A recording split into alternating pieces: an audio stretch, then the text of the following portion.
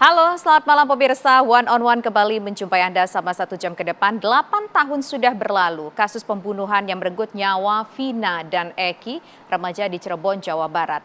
Tampaknya kasus ini begitu sulit dan pelik untuk terungkap seterang-terangnya pemirsa. Selama 8 tahun ternyata pihak berwajib belum berhasil menangkap 3 orang DPO. Meskipun beberapa hari yang lalu 1 DPO yaitu Peggy ini sudah berhasil ditangkap. Sementara 2 lainnya sampai saat ini masih dinyatakan buron. Sehingga kasus ini pun menuai perhatian dari masyarakat Republik Indonesia dan kasus yang awalnya berada di Polres Cirebon ini pemirsa kemudian saat ini tengah ditangani oleh Polda Jawa Barat dan mendapatkan atensi dari Bareskrim Polri. Nah saat ini saya sudah bersama dengan Komjen Pol Purnawirawan Bapak Ito Sumardi yang merupakan Kabareskrim periode 2009 hingga 2011.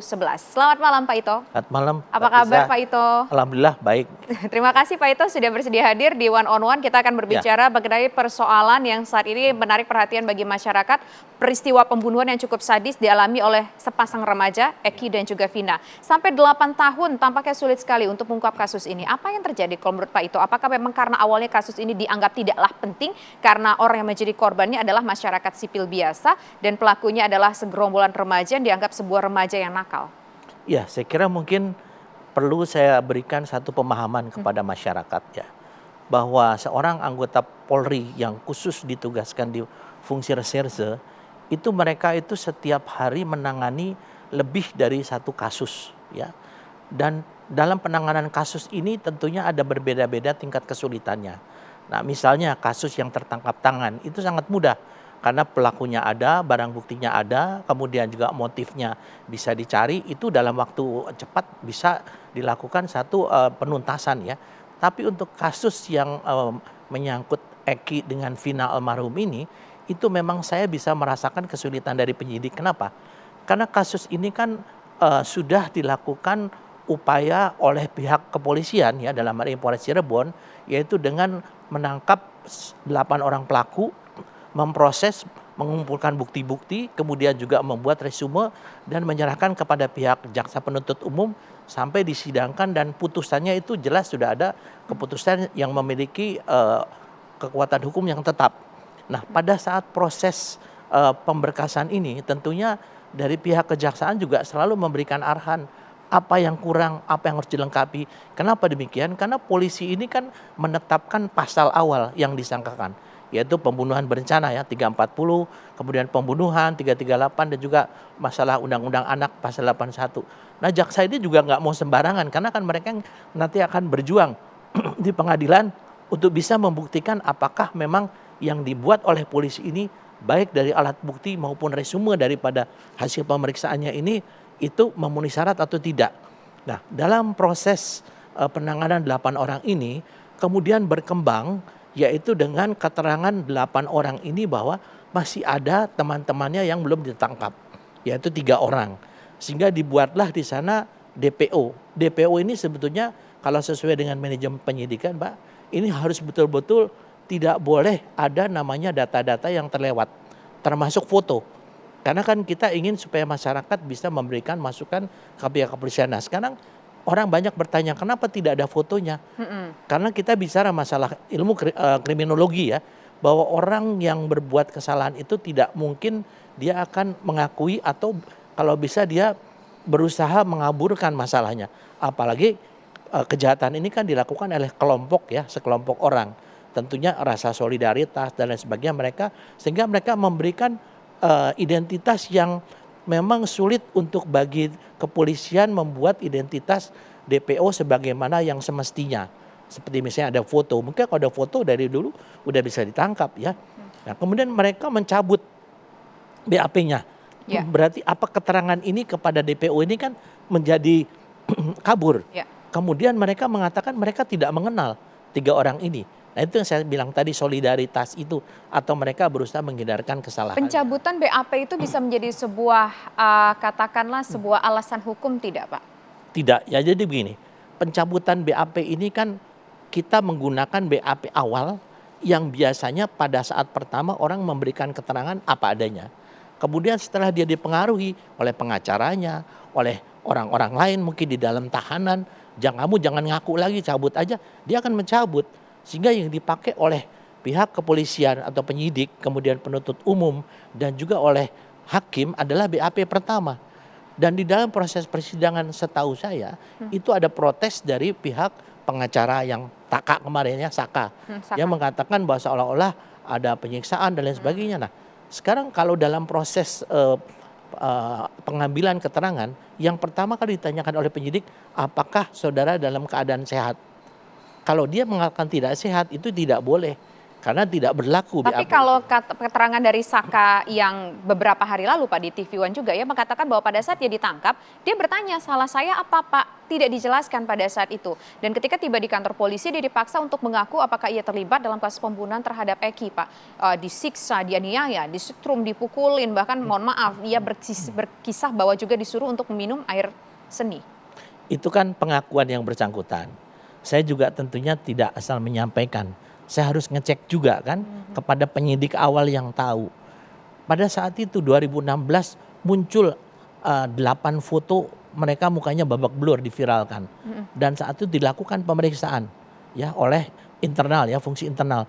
Kemudian dihukumlah beberapa orang penyidik ataupun orang yang menjaga tahanan. Ternyata mereka itu adalah dipukuli di dalam tahanan. Sesama tahanan? Ya, sesama tahanan. Karena biasanya Mbak, kalau ada orang, apalagi anak itu masih anak-anak remaja, dia terlibat kasus asusila, ya, perkosaan ataupun misalnya kejahatan yang berat, itu akan menjadi sasaran daripada tahanan di dalam. Nah, sehingga anggota yang saat itu dikenakan tindakan kode etik, disiplin adalah karena mereka lalai dalam menjaga mereka supaya tidak dianiaya. Tapi kan kalau menjaga para tahanan di dalam kan tidak mungkin polisinya di dalam. Tapi itu sudah ditindak. Nah ini sekarang diangkat setelah 8 tahun. Seolah-olah ada. Nah pertanyaan saya, kenapa kok mereka tidak melakukan semacam upaya hukum? Nah itu salah satu pengacaranya Saka itu kan ngomong. Mereka sudah melapor ke Komnas HAM. Ya, mereka melapor ke Komisi Yudisial. Melapor kepada Propam. Tapi kan hasilnya tetap saja hakim bergeming ya. Tidak mengindahkan masalah itu dan menjatuhkan hukuman yang optimal, yang paling maksimal. Nah tentunya kan kita jangan melihat daripada hulunya, dilihat hilirnya. Kalau misalnya hakim itu mengatakan bahwa mereka ternyata tidak bersalah, boleh kita katakan bahwa di penyidikan itu terjadi salah tangkap atau salah menerapkan pasal. Tapi ini kan betul-betul yang disangkakan kepada mereka pasal 340 dan hakim memutus 340. Melalui 3 tingkatan pengadilan negeri, kemudian pengadilan tinggi, sampai dengan Mahkamah Agung, itu sudah inkrah. Kemudian mereka saya dengar mengajukan gerasi, gerasinya juga ditolak. Nah sekarang ada satu upaya lagi, silakan kalau ada novum baru, tempuh saja PK. Kan mudah saya kira kan. Tapi ya kembali lagi tuh Mbak ya, kita tidak bisa mengatakan dari sisi kita bahwa petugas kepolisian tidak serius. Kalau namanya berdasarkan manajemen kepolisian yang saya nilai sebagai, saya pernah berdinas di reserse lama, Polres Cirebon sudah optimal karena bisa membawa 8 orang ini. Tapi kalau belum nangkep 3 itu anak-anak remaja pada saat itu, mereka pun juga si Peggy ini juga ditangkapnya di Bandung, nggak terlalu masih sama-sama daerah Jawa Barat juga Pak. Nah, itulah pengalamannya Mbak. Tidak mudah mencari orang yang saat itu statusnya melarikan diri. Karena tadi saya sampaikan, penyidik yang menangani kasus ini, dia sudah dihadapkan lagi dengan kasus lain, dihadapkan lagi dengan kasus lain yang mungkin lebih berat, harus prioritas. Sehingga menurut saya kalau di polisi, kalau di kejaksaan kan ada satgas namanya pemburu koruptor. Ya. Nah mungkin kalau di polisi ada satgas pemburu DPO, ini akan lebih memudahkan. Jadi dari kasus ini juga menjadi pelajaran juga menurut saya. Nah ini menarik juga nih ngomong-ngomong soal DPO. Ini kan ketika DPO ada 3, kemarin 1 udah ketangkep. Yang lain kan kita juga nggak tahu fotonya Pak. Ya. Emang nggak apa-apa Pak DPO itu ketika dicari nggak ada fotonya? Justru dengan tidak ada fotonya itu tidak ada tindakan, istilahnya tidak ada konsekuensi hukum bagi polisi. Kalau ada fotonya, kalau salah kan kita kena salah.